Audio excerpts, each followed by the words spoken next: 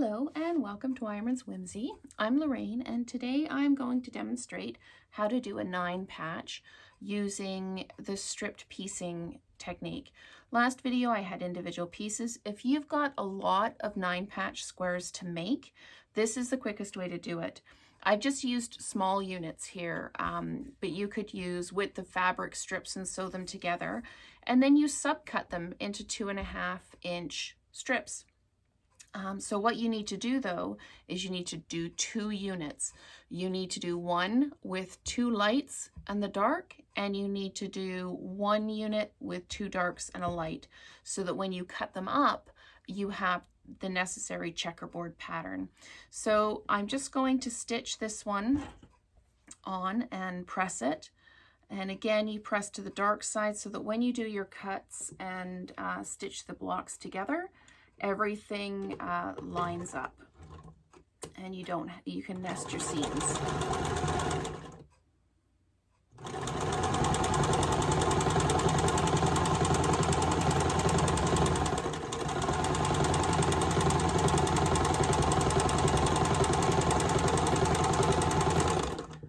I'm using a 1/4-inch seam allowance, and I have my machine set to 2, which is a small stitch space. I am going to just press this seam open. I've got my wool pressing mat, which is amazing. Love, love, love my wool pressing mat. So yeah, we just need to press to the dark side. I start by going along the back and just kind of easing the seam over, and then I go from the front and I push the seam so that it lies flat and there's no, the material isn't kind of folded over. So now what we do with these is we subcut. So when you stitch, sometimes your edges don't line up completely. So what I do is I line up the piece in the middle. This piece in the middle is now 2-inch because my strips were 2.5-inch.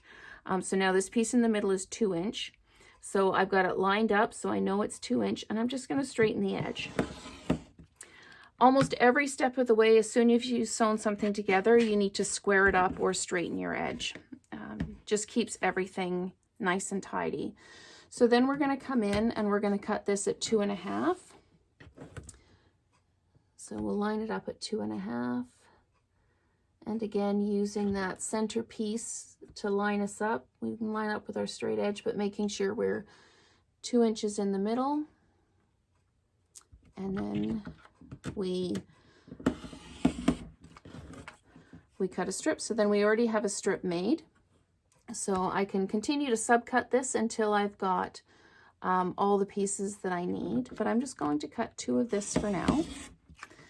And I'll set this off to the side. And then I'm going to, as I say, square up this edge. Again, by making sure that my middle piece is on the 2-inch lines here, and then just straighten the edge. Again, straightening the edges just keeps everything accurate. And as you know, that a little bit of an, overage or underage on one block, you start making seams, and if that, it just multiplies out. So your best bet is to square up as you go. Every time you sew a seam, square it up. Okay, so you would continue to subcut those into 2.5-inch strips, and then you sew them together. So you can decide, this one, the flags are kind of directional. You can decide if you want them to go all the same direction or not. So then you just take this, and because you've pressed your seams to the dark side, it is easy to nest your seams. You can just go ahead. I'm putting pins in them just so they don't walk. And then you've got your 9-patch square.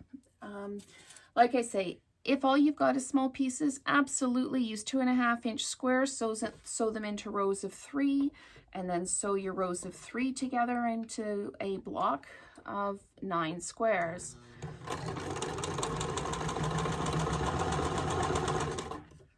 this one, I'm just going to make sure that my seam is folded the correct way underneath. And then run across here.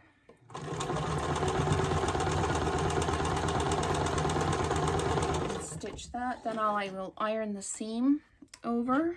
And when you've got light and dark, what I do is I make sure I'm ironing in the direction where there's the most dark. And if you always do that, you will end up being able to nest all your blocks. If you go with always going towards where there's the most dark, then you will be able to nest your seams really well. See, and you can see the points line up really well. So then we need to just add in our next row. I will nest those seams and I will just pop a pin in and stitch the seam, and then I'll press it open and you will be able to see the 9 patch. Sewing the long seams takes the fiddliness out of sewing small blocks together.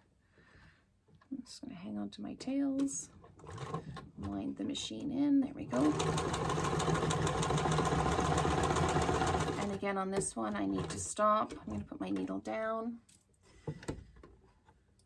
and continue on. There we go. Again, using a scant 1/4 inch seam. And then we just pull this out. And we'll press it over and we are good to go.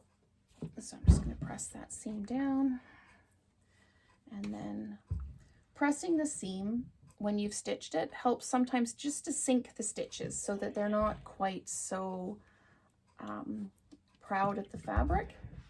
And then I'm just going to press that, and there is your 9 patch.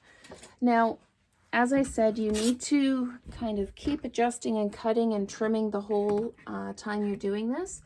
These should end up being 6.5 inches. So I'm going to use my bias ruler and I'm going to put it in at 6.5 and oops, just trim up my excess edges.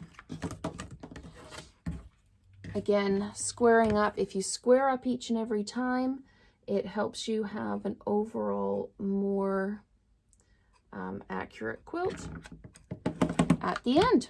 All right, that looks pretty square. So that is how you do a 9 patch square using stripped units that you subcut into 2.5 inch strips. So if you have any questions or you'd like to follow up with me, please use the link below. Thank you, and we'll see you next time.